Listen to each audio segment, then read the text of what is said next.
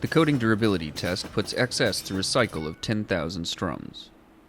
Through the lens of a microscope, it is clear that XS retains its composition better than other coated strings. Testing complete.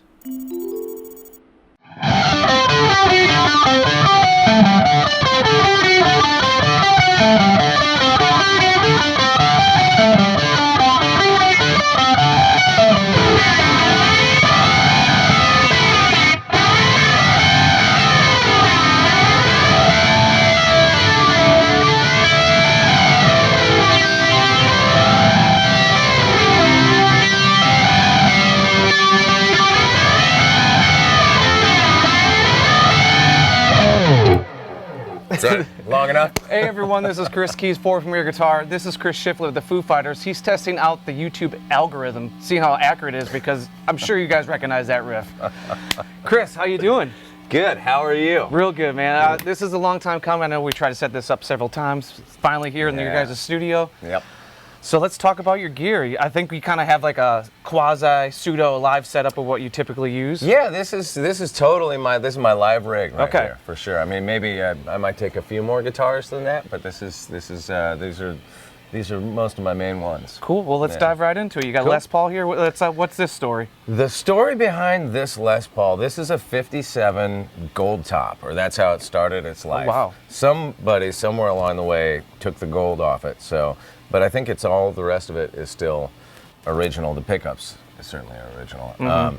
I, a few years ago, did one of those reverb artist stores. Yeah. And sold off like 20 guitars. And I just kind of went through my guitars and pulled out, a bunch of stuff that, cool guitars and stuff, but stuff that I just wasn't using and hadn't used for a long time, and just kind of collecting dust at our studio here. And sold them off with the idea that I would do that and then buy like one or two class, I really didn't have any like really killer vintage anything. Yeah. And I just wanted like that magic guitar that and in my head I was even thinking like, let's get that magic one and then I'll just keep it at the studio and I'll just use it when we make records or whatever. So I did that and they sold everything, like they did an amazing job, but I took that and just turned it into this. The next time I was in Chicago, which was right after the reverb sale, I went to Chicago Music Exchange. It's a dangerous place. I know, and I had like a credit, for the amount that the guitars had sold for, and then they started pulling out all these crazy things. And, As they do. As they do. But this was the one I connected with, because this is kind of, for me, this is like the type of vintage guitar that I like, because it's been messed with, it's got a broken headstock, kind of crummy repair. Like I said, the gold paint was taken off somewhere. So it's not like super collectible in that sense, but it's the sound and it's the feel of what you want. It's a '57. This is the thing. Those are the PAFs. Yeah, they say those PAFs alone will go for what a lot of vintage guitars go for. And it's just, and that's the point, is that it's just it's a guitar you want to play, and when I first got it, I still had that idea in mind, like, I'm just going to keep this at the studio. And it was actually Pat that was like, no, you got to take that on the road. That thing needs to be played. So yeah, I take this every time we go out on tour. So where does this find itself in the set? Where do you kind of put this in place for songs? Oh, I keep it in standard tuning. Most of our sets standard tuning. So I tend to go switch between this and like I've been playing this a lot. The green. This is one of my signature models that we'll get to. So I kind of mostly tend to go between these two guitars. A lot. And what should we know about strings in terms of brand and gauges? Of my guitar strings? Yeah. What are you they using? They are D'Addario. Okay. And they are 10s. Oh, 10-46 or 52? I think 10 to 46. Okay, so I should probably know that. Well, yeah. I minor think 10 details. to 46. Yeah. Well, cool. I used to play really heavy strings. I used to play really heavy picks. I used to play a lot harder. As I've gotten older, I've lightened up. What do you think what's that just being like realizing you don't need to? It's all this wisdom, man. No, it's one of our friends who produced a couple Foo Fighter records over the years. Our friend Nick Raskolinis. I remember when we were recording. This is pretty early days for me being in the band, and he pointed out to me like, you're really just kind of choking the sound of your instrument. You're knocking your guitar out of tune, and you're breaking strings. And so I switched to lighter picks. and lighter strings and just a lighter approach, you know. I can't go like 9s and 8s and that whole thing, you know. I played 9s when I was a kid, but I just fret it out of tune, you know what I mean? So 10's a good balance to me. It's firm enough that you can really dig into it, but it's not too, you know, you can still, yeah, because, you know, I like to do like those kind of bends. They get a little dicey when you got the 11s or even lighter or thinner. Yeah. Should we move on to the Tele, or is there anything else you want to talk about this one? This also has a Kieran Tierney pin on the strap, who's one of my favorite players on my favorite team, Arsenal. Ooh. So yeah, and you can see, and we'll get this one has another Arsenal player on it, former Arsenal player on it. Now, who is this pin? This pin is actually he plays for Chelsea. This is Aubameyang, so I should probably take that off, but I like it. I'm gonna keep it on there. Once a gunner, always a gunner. Now this is your master built signature, right? This is the custom shop one. So you know there's the regular production model, and then there's this one that's the production model. We intentionally kept it like to be you know, at a price point. Like, you know, in my mind I was imagining like if you're a beginner guitar player, you know, that you could afford it.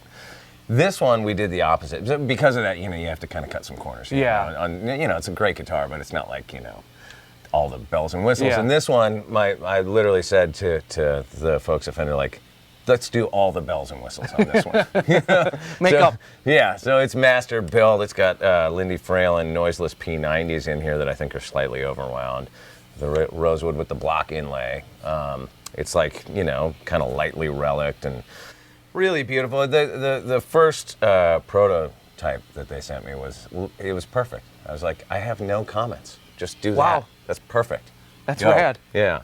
Now, what's your experience with the P90s? Because typically, especially with the Foo Fighters, you're a humbucker guy. Yeah, I love P90s because it's sort of like, you know, we're a 3-guitar band. We're all pretty loud. We're all pretty gained up. Yeah.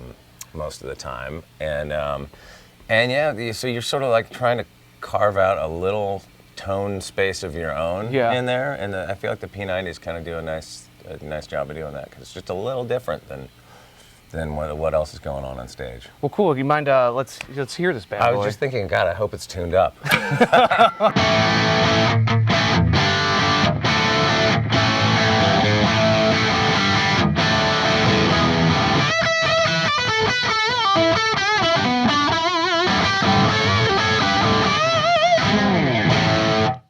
There you go. Sounds it's working. great. It's working. Yeah. Yeah. I see the back of the neck is unfinished. Like yeah, a little bit. A Okay. little bit. It's just all kind of like, you know, you can still, there's plenty of room to put your own scratches in it, but it starts with a few of them too. And is the neck profile something that you specifically asked for? You know, because they do sorts of shapes and like D's and C's. I remember when we got the first signature model together, I think it's like a compound neck or something, you know, a little more concave in it here, or convex, is that what that is? And then it's flatter up here? Yeah. Yeah. It's kind of make your a hand more comfortable when you... Yeah, because, you know, those old Fenders, it's like kind of hard to bend. Yeah. So, you know, you need it to be a little flatter up here. Some modern approaches to an old design. Exactly. Well, cool. Should we move on to some other friends here? Yeah. Let's do it. Okay. And you mentioned the strings already, but we're going to throw up a picture because it's worth it. You have the lighter picks that you said already, but you have a picture of your beautiful Husky. The Husky. That's right. You can see here on my, we made 2 of them. I don't really play these pink ones much because they're a little too thick, actually. Okay. But they look kind of cooler than the black ones, so yeah. But yeah, that's my dog. That's Lucky right there. Got my dog on one side. Got the logo on the other side. Perfect. I'm going to switch to the black one because it actually plays a little better. Maybe that's heated up too. That's nice. Yeah, soft. yeah, it's preheating over here on top. So this guitar is another Les Paul. This guitar means a lot to me, a lot of sentimental value because when I joined the Foo Fighters, I remember at the first rehearsal we had, Dave said, well, you know, because we're about to join the band, we're about to go on tour. He said, how many guitars do you have? And I was like, well, I have 2, but one of them's got a broken headstock. So I really had like one functional guitar at that point. And he just kind of chuckled and he was like, well, we got to get you a couple more guitars. It's like, huh? So the next morning before rehearsal, I went with him. Back in those days, there were a bunch of guitar shops up on Sunset Boulevard here in LA, and we went. I remember we went to Voltage, and we went to whatever the one around the corner, and he bought me 2 guitars, and this was one of them. He was basically like, you know, as like a guitar player, it was like your dream come true. I mean, not only did I just get in like my dream band, but then he was like, get whatever you want. I was like, really? And he meant it, and he bought me this. This is I think it's an '89 or a '90, maybe '91 Les Paul Custom. It's been through a lot of different changes over the years. Swapped out the pickups many times. I think this is a JB and a '59. All right. I put that Ace Frehley sticker on there of course. a long time ago that I bought at like a record store somewhere. But funny, you know, people always ask me like, "Is that an Ace Frehley model?" And I'm like, "No, it's just I just love Ace Frehley, so I stuck that on there." And at some point, my guitar tech got a little custom truss rod cover there and stuck my name on it, so that's nice. And for some reason over the years, I mean, I put a lot of miles on this guitar, but for some reason it became my drop D guitar. All right. So I always play this one when we play like Monkey Wrench, Everlong, songs like that have the drop D, which let's see if this one's in tune. Fire it yeah, up. we'll see here.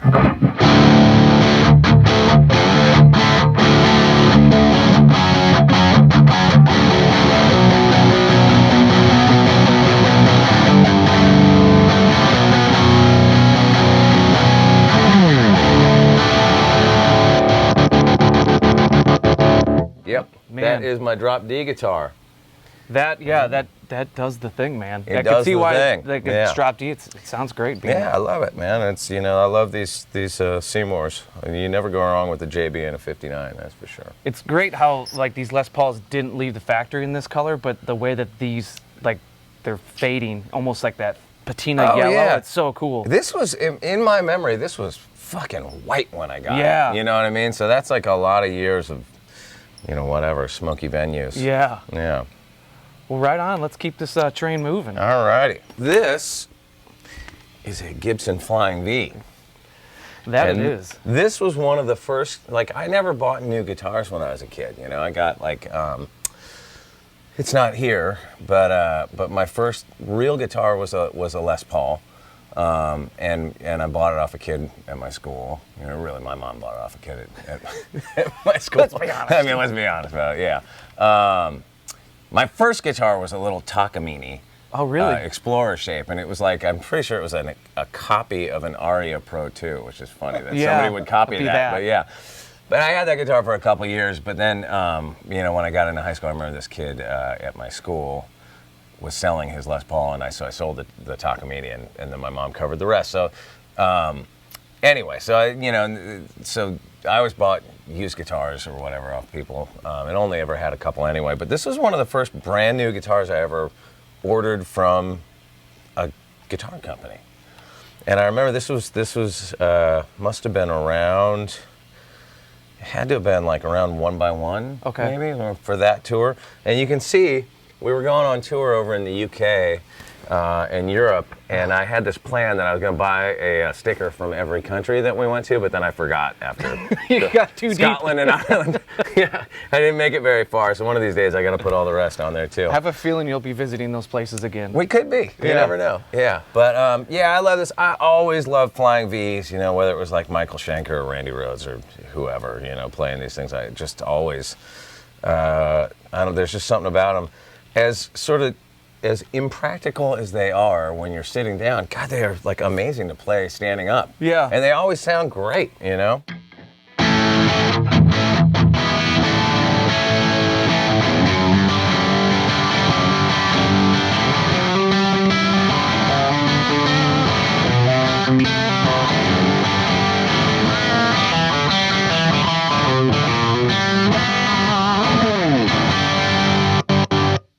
So there it is, the Flying V. Now, are these just like the standard kind of burst buckers that come with the Gibson models? No, you know what? This had a lot of different pickups in it over the years, but what these are Lindy Fralin PAFs. Oh, okay. I don't know if there's like a specific name for them, but they're just like his like vintage PAF.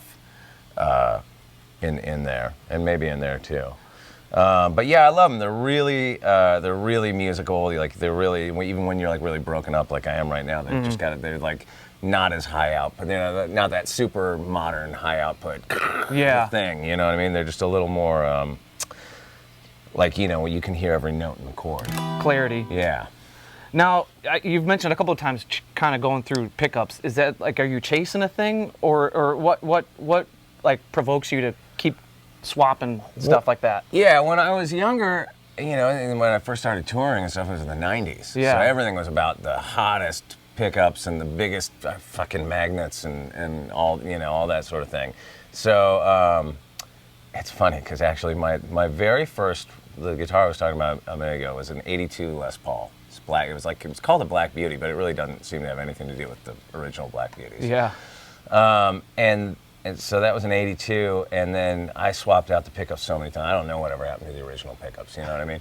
Only to learn later from Pat that that those are like kind of sought after pickups, because it was the pickup guy at Gibson at that point was Tim Shaw, yes, who does Fender, and I think he does work for everybody now. Right. So so Pat, I turned 50. I'm 51 now, but for my 50th birthday, Pat got me a set of period correct Tim Shaw humbuckers that I stuck back in that black Les Paul. So yeah, so over the years I went through a lot of different things, chasing just hotter and hotter. You know, I was always wanted like it to be louder and more gritty. Yeah. And then as I've like gotten a little older, I like you know, usually have my gain set a little lower, and I like the pickups that are maybe a little not so super crazy output. You know. Yeah, and so the black Les Paul that you're alluding to from '82, is that what you were using probably a lot with No Use for Name? It was yeah. Okay. Oh yeah. Which is cool. That people need to check out any of that stuff that you did with Tony Sly. He's Yeah. a great songwriter from that era of punk rock. Amazing, yeah. Well, should we move on to the last one? Sure. Because like, you know, when you see a Flying V, you think rock star, and then this next one is another rock star guitar. It's the matching set. Yeah. Yeah.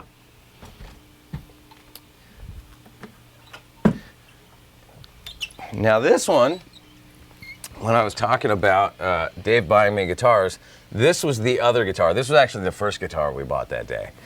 And we bought this at Voltage up on just off of Sunset. And I don't know if you ever went into Voltage, but like I've been going in there since I was a teenager, and always, you know, like when you're a kid and you're going into guitar stores, no one's nice to you. Yeah. You know what I mean? They're like, don't touch that, get out of here.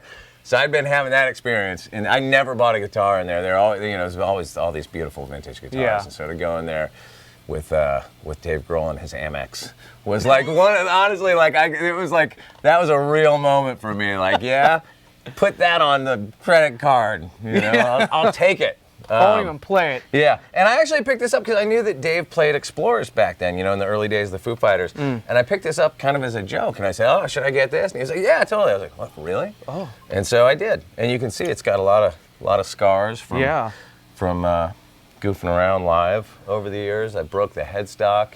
It's a little headstock repair. This thing's been through it. And again, I think that's a JB and a 59, maybe, or maybe not. That might be the original one, but that I think is a JB. But this one and the Flying V, you know, I sort of fell away from playing them for a long time, and then just kind of earlier this year, I dusted this one off, and I was like, man, why do I not play this? I've been playing this a lot.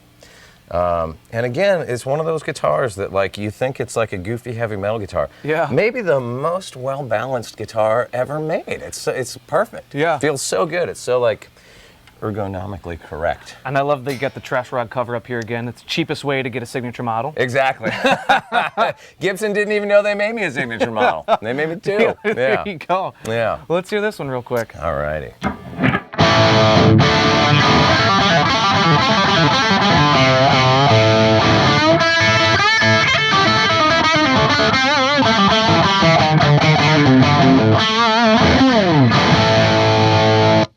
There it is. Man. Pretty hot. Yeah. Pretty hot. Yeah. Oh, shit, Chris.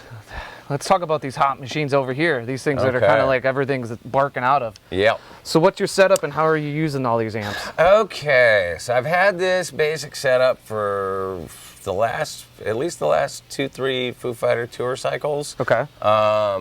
we used to rehearse over at Mates in North Hollywood, and I remember my tech, Sean, came in one day and was like, dude, you got to check out these amps that Dave Friedman makes. And his place is right across the street from there.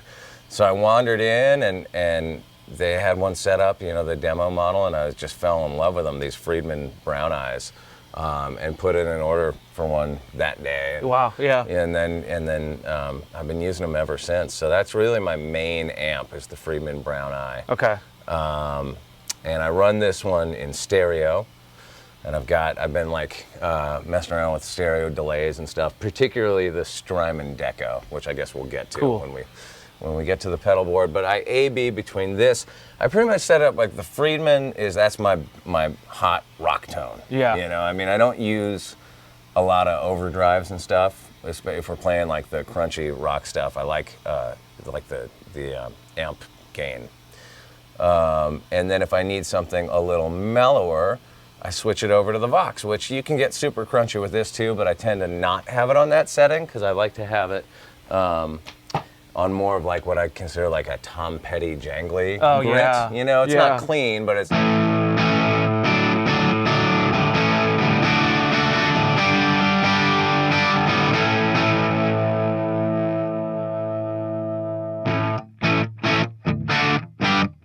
So I do that, and then like if I need that to be a little hotter, then I will put like one of these like Klon pedals in front of it. Oh, okay. Which sounds great through the Vox. But, so far up until about 30 seconds ago, what you've been playing through is the Friedman, just for people at home trying to keep track. But so like I'll like for the a lot of times for the Vox, where is it? No. Nope. Let's see. There it is.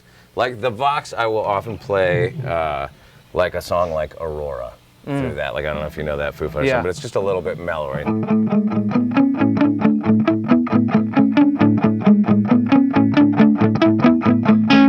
then when it gets to the heavy part, then I'll go,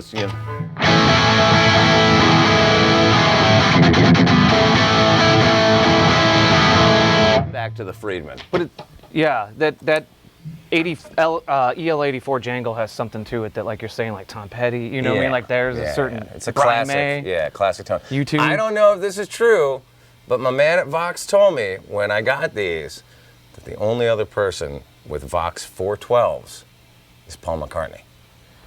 So that's some good company. I know. Not that has anything to do with what I play. Not that any of his talent somehow magically transfers to my hands or anything, but I just thought it was a cool little factoid. Now, how much of this stuff translates to what you do kind of solo and that kind of thing? Well, kind of a lot. Is the Vox kind of more the Vox probably more than the Friedman for my solo stuff. But for my solo thing, I've taken out like AC15 a lot. Okay. And still will from time to time. Lately with that, I've been playing like, there's van space is pretty limited. Yeah. On those tours, so I'll bring like a Princeton, Princeton reverb. Mic it up. And it's great, and I love that tone. Really lately, I've been playing my deluxe reverbs in stereo. Oh, cool. Which is great. Yeah. With the Strymon pedal doing the wet dry thing, which I love. And then I'll usually for that I'll put like a red snapper in front of it. Oh, cool. And set the gain pretty low, but just to have like just to push a little bit. Yeah, like I like to set like the deluxe at like around 4 or 5, so it's breaking up a little bit, and then I'll put that the red snapper on top of that. Why? And then we'll get into it. Why not use the EP booster? I know that's like a big... Oh, I do. Okay. Oh, so yeah, for I didn't know. leads. Like, okay. Yeah. Okay. I didn't know if the... That gives it. Then that'll give it that snapper. Extra hot. Got it. Yeah. Got it. Yeah. And I use the EP boost. I mean, the EP boost is like it's kind of your pedal that you have that goes everywhere. Yeah. It's on every pedal board. And it's super tiny. Yeah. That's what's perfect. It doesn't take up a lot of space. That's right. Yeah. Well, if you want to continue along and show us the demos, the sounds of your pedals, sure, we can do that. Yeah. Or if you want to change out a guitar before that. I'll go back to the Les Paul. Okay. Yeah, why not? Or actually, I'm going to go to the Cleaver.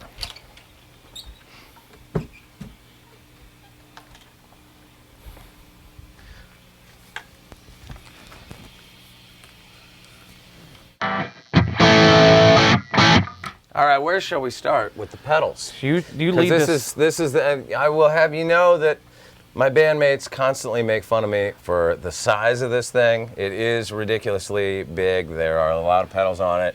But my view has always been, as long as I don't have to carry it around, then bring them all, you know? I appreciate the irony, because I know the story is that when you showed up to the band, you were not a pedal guy. You had a tuner. Not at all. And now you are the pedal guy. Yes.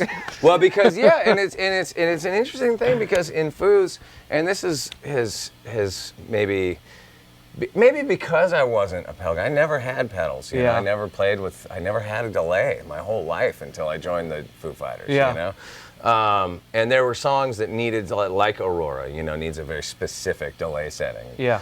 And different songs. So and you know, you need a phaser for these two songs. You need a flanger here and there.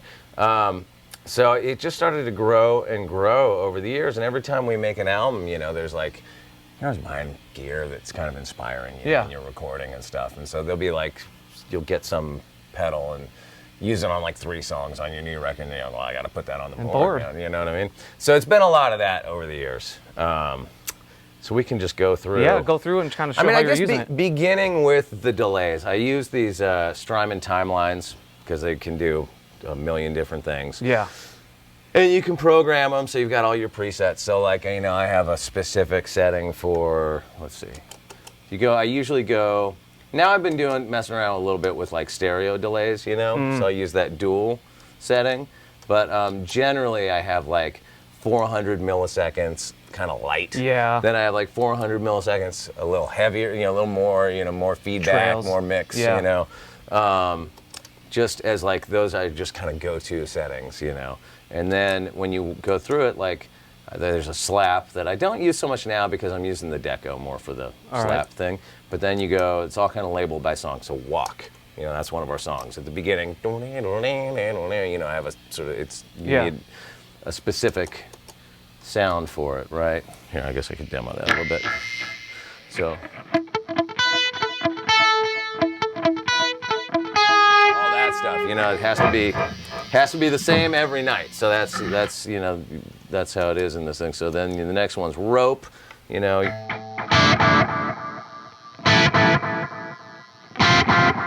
So you can't, like, when we go into that song, you can't be like, oh, wait, what? You know, like, oh, that's a little slow or a little bit, you know, it's got to be like on point every night. And then Aurora, I already showed you. Stacked Actors. It just kind of goes on forever. Yeah. Rosemary is a song off Wasting Light that we haven't played in years, but I still have the setting in here, and on and on. It's ready to go. So I have that. It's pretty much set up the same on both, but this one goes through the effects loop of the Friedman, and this one, there is no effects loop on the AC30, so that's just going straight into it. But I have to have the two of them, you know, because depending on whether I'm, you know, I've got my little AB pedal here. And then, like I said, the other big go-to is the EP boost when you just need that little extra something, that little extra sizzle, you know? I use that a ton. I'm a sucker for flanger and phaser. I've just kind of put that in songs all over the place, probably more than I should, but I love it, you know? And for my flanger, I got the old, it's not an actual old one, but, you know, the classic MXR. Yeah, the reissue. For my phaser, I use the EVH one just because I think it looks cool. Yeah, I mean, it does. you know, and you can set it to the script thing, which, I mean, I've never A-B'd it with my regular orange Old one. Phase 90, so I don't know if it actually sounds any different, but it looks like Eddie Van Halen's guitar. And that's the coolest enough. part. Yeah, that's all you need.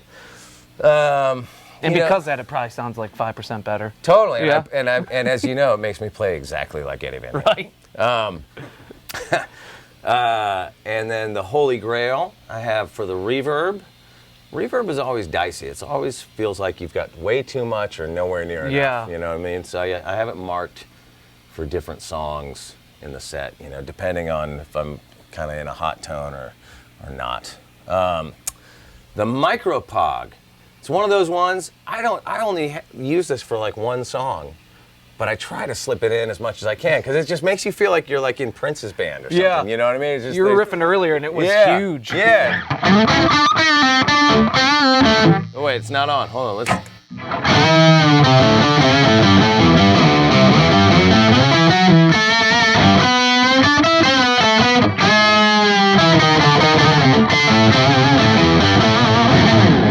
I love that thing.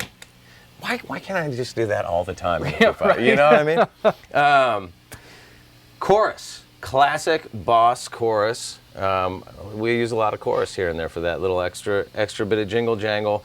And this is one of those Waza Craft ones. Yeah.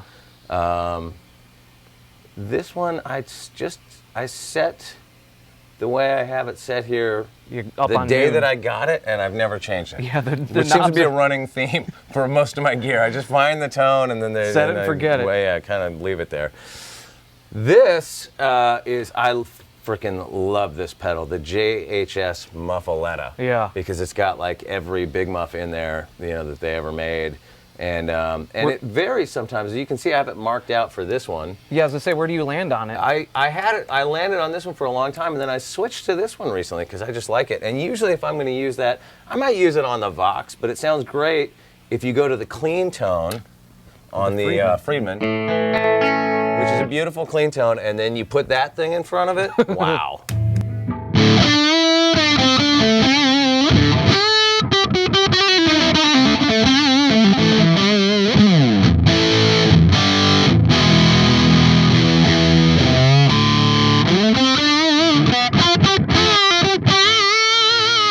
I love a big muff sound. It's great. And then to have like 7 or 8 of them on tap is pretty useful. Yeah. And I like that it's got the volume knob because it seems like with those kind of fuzz faces and big muffs and all those kind of really super duper fuzz tones, live it always feels to me like when you kick into them, it compresses everything, makes everything quieter. Yeah. When you want with that tone, you want it to go like. The whole reason you're doing it is so people hear it. Right, and it seems like it takes it away. So I like that has the volume on there. I think there are really only 2, or there's a few over on the right side. We got the Deco. How are you using that compared to the Timeline? The Deco I have set. You can do that thing where you set it so that it's like tape slap, like wet dry tape slap. I forget how you do it. There's a thing you got to press 2 buttons at once and turn a knob. And then it goes into that mode, and that's how I have it set. And I've pretty much been leaving that thing on like all the time.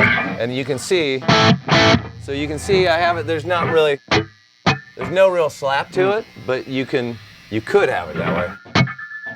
Yeah. So you got that. I like to have it kind of right in line, but it's wet dry. So it just gives it this like chorusy thing, It's because each side's just a little bit different. It's just a little bit wide, just like almost like imperceptibly wide. Yeah. But it's there. And then it was feeling like it was kind of making everything feedback, so I turned it off. But I pretty much keep the tape saturation on most of the time too, because that's like just another little extra gain stage, Let's see. It feels like it gains it up a little bit and like kind of tightens it like up focuses in a weird way. it. Yeah. And so that's nice. And then I don't remember what is that, a KTR? Yeah. I mean, I always call it my Klon, even though I guess it's not a Klon, but it is a Klon, right? It's the same guy. So I put that generally in front of the Vox. Got a tuner. I don't know what this thing does, but my tech tells me I have to have it here. I think it somehow controls or switches between the amps, guessing by its labels. Yeah, and this is just my channel changer for the Friedman to go between hot and clean. Then this this is the same company, Exotic, that makes the EP Boost. This is their compressor pedal. And I had that on there when we were doing some of those Bee Gees songs. Oh, yeah. Because I was using a kind of a clean tone, and I felt like it just gave it a little, it just took it into like 70s funk sound a little bit more, you know what I mean? That compress, yeah. Yeah, and I was using my Strat with that usually when we would play it, so that was nice. I haven't used that in a while, so that'll probably go the way of the Dodo here soon, unless those songs wind up back in the set someday. And then this is just a good wah-wah pedal, which I sort of go between. That's on there because of the Bee Gees song too, because one of those songs I had to go like a waka waka waka for the whole time. But most of the time with the wah-wah pedal, I don't do a lot of like wah-wahing. I click it on for a guitar solo and leave it like a half-cock wah. Like the Mick Ronson kind of thing. So I will also sometimes use those waffle pedals, which you just set it where you want it. Yeah. But yeah, I kind of toggle between those two. And that's pretty much the whole board. Man, it appears like a lot, especially for someone that doesn't have a pedal background, although that was 20 some years ago. Yeah. But it is, everything seems to serve a purpose. Yeah. Oh, and I guess we should talk about this little strip here that controls it all, because we had some nightmare moments. One time playing Letterman, God, it was a total disaster where a pedal went out or something went out. And when you're in those moments and like you're on TV or you're just playing a show or whatever, it's like the band doesn't stop. Yeah. You stop. And then your tech has to run out and frantically try to figure out which little connector cable went out and all that thing. So this prevents that. So if something goes out, it doesn't take your whole system down, which is nice. Nice safety net. Yes. Well, but then there's like, I can't tell you how many times I'm like drifting off live, and then I have to like, oh wait, and then I'm like, wait, and then you have to read all. Wait, where's that goddamn thing again? So it can be it's always a little confusing. There's always a lot of tap dancing going on because like you got to hit a flanger and a delay at the same time, but you can't, unless you go like, dude, like the huge double stomp. Right, So but it's fun. I love it. I love that my role in Foos over the years has. To some extent become like the color guy, in the tone department. The delays and the flanges and that sort of stuff. Like you kind of alluded to before, with you guys having 3 guitarists, you, Pat, and Dave, you kind of have to find your lane or your avenue, and yours might have to be more colorful. Yep, totally. Yeah. Well, Chris, thank you so much. I really appreciate you opening the studio and talking to us about your gear. Everyone, stay safe out there and keep rocking. Thank you.